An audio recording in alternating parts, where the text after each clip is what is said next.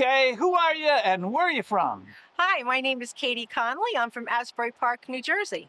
And what do you do? I'm a retired high school biology teacher. Wow. And so you know a little bit about the environment. I do, and it's something I've been concerned about for a long time as an environmental science major 40 years ago. Wow. Has the climate changed much since you were a kid? Well, that's something that sometimes is difficult to say, right? Because as a child, you're not aware. But I think that I notice that we've had milder winters since I was a kid. I do remember huge snowstorms where we were out of school for a week. And the summers have gotten hotter.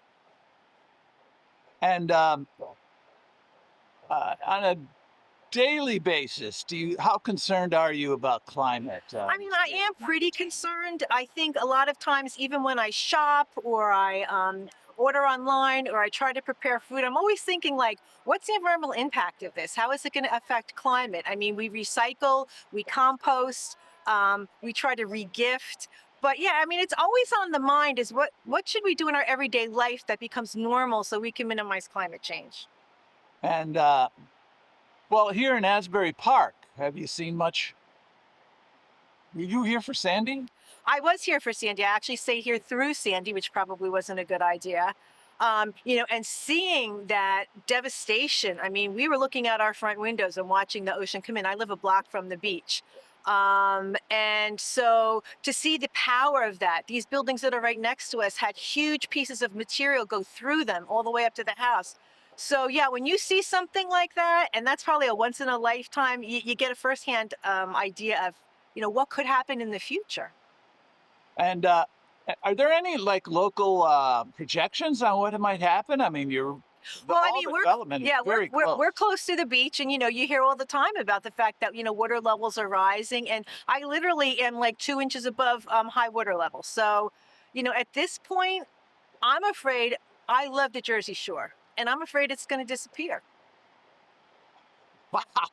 I'm afraid Wow. it's going to disappear. And the what?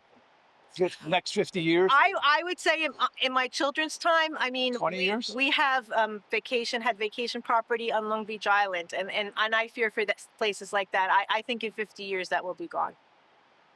Wow. Yeah. Wow. And I came up. Even if we do something. So it's important that we do something because there's already devastation that we can't stop. So we need to, and I'm always, when I'm voting, that is one of the top concerns when I'm voting for people in local, state, and federal government. And well, you touched a little bit about this, but how optimistic are you about the future?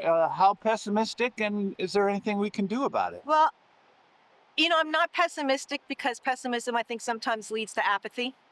Right? So, yes, I think there are things. Do I know exactly what to do about it? No, but I try to stay on top of things. And as I said, I try to vote for people that are in the know. I try to vote for people that prioritize climate change because honestly, everything else is sort of secondary to that. If we don't save our climate, then anything else is pretty moot.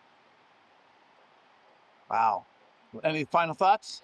I think that everybody can do their part.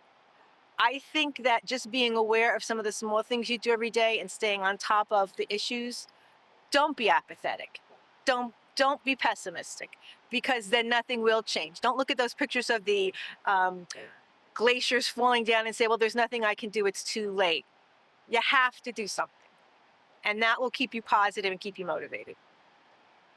Wow. Today on November 30th here in Asbury Park, a very powerful interview. Thank you very much. Thank you.